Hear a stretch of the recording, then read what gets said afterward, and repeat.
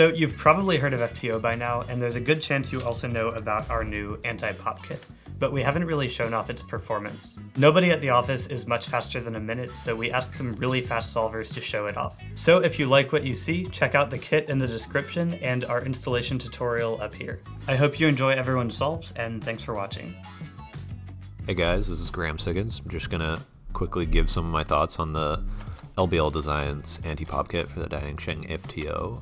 I've been doing a lot of FTO lately. I'm really having fun with it, but big problem with the DianSheng FTO is that it pops a lot. Anybody who has gotten this puzzle and tried it out surely has found that it can pop, and the pops are catastrophic when they happen. It'll like completely ruin a solve, and the only thing you can really do is tension it really tight to avoid it, or you keep it loose and you'll have pops every once in a while that just completely destroy solves because of how hard they are to put back together.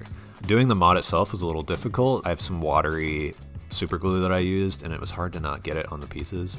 Highly recommend using the exact super glue that Steven had in the tutorial video if you've seen that. After getting the mod done itself, the next difficult part was figuring out tensions for the puzzle. I haven't taken it completely apart and retensioned it before, so that was a little difficult. Eventually found some tensions that seemed good. It's really hard for me to know if I'm tensioning it tighter or looser than I originally had it, but all I know is I did 100 solves right after doing the mod, and I had not a single pop in those 100 solves. For reference, like the 100 solves before doing the mod, I think I had at least 3 pops, and those pops are so frustrating. Like I said, it completely ruined solves. Next day after those 100 solves, I did another 100 with the kit, and I had actually a couple pops. I think my puzzle kind of loosens itself over time, so it could be due to that. Could just be me turning bad. Don't really know. I do know that I've just found the puzzle performing better in general because of the mod. Weirdly enough, Steven said it's not supposed to affect performance, it's just supposed to affect the pops, but I found that mine is faster and smoother since doing the mod, so it's a mystery to me, but maybe something to do with the fact that I got one of the prototype FTOs from DianSheng. Anyways, that's about it. Hey guys, Chris here. I've been using this kit for about 3 days now, and I've done a bit over 700 solves with it so far, and I really enjoy solving on this kit. I believe this kit addresses DianSheng FTO's biggest flaw, which is that it explodes if you turn a bit too aggressively, or if you turn it in the wrong way and it catches. I found that I was getting a pop every 30 to 40 solves with the stock DianSheng, the unmodded DianSheng FTO, and that's obviously not great. This kit reduces that to almost 0. But I did get a couple pops in the sessions that I've had with it, and some other thing that I experienced was that the edges might come a bit loose and you'll have to like snap it back into place, but that's definitely preferable to a full-on explosion. I've been getting a lot of good times with it so far. I've gotten like a 13.86 single, which is PB2. I've broken my PB average of 100 with a 19.21, and I've gotten like a couple mid 17 average of 5s, which is really nice. I find that this kit is able to retain the original feel of the puzzle, so it doesn't add any blockiness or anything like that.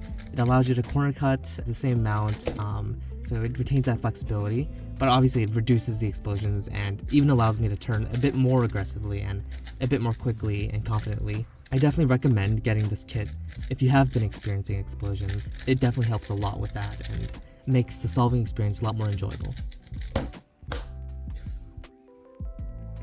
So I received this kit at the North American Championship and installed it the week after. Installation was pretty easy, only taking about 30 minutes, and I haven't had any problem with the parts breaking off.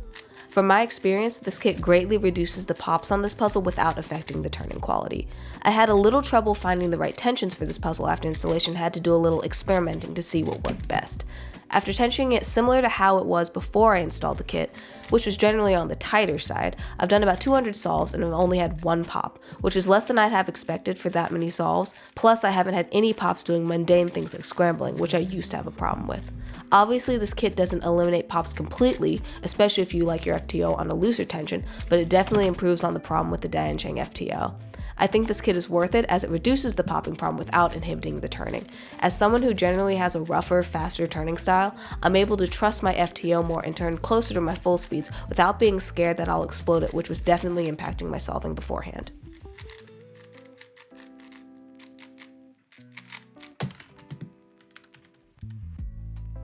Hi, I'm Dan. Thanks for having me here. I've had the DianSheng FTO for quite a while now, and I've been using the LBL Designs Anti-Pop Kit for just a few weeks. I purchased this kit at North American Championships 2024 along with a brand new FTO.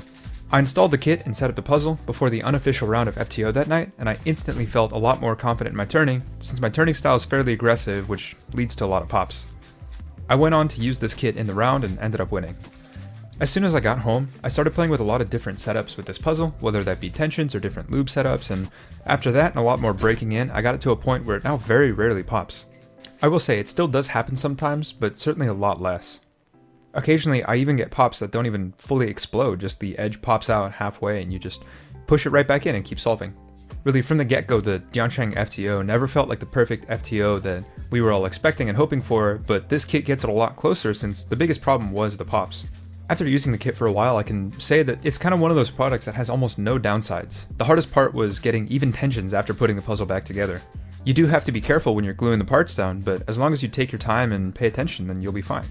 Once you have the kit installed, you'll notice that the feel of the puzzle doesn't change at all. You don't really notice that the kit's there, you just notice that you have less problems now. Because of that, I finally felt like it allowed me to turn as aggressively as I want and my time started improving. I was recently able to get a 10.56 single, and I don't think I would have been able to do it without the kit.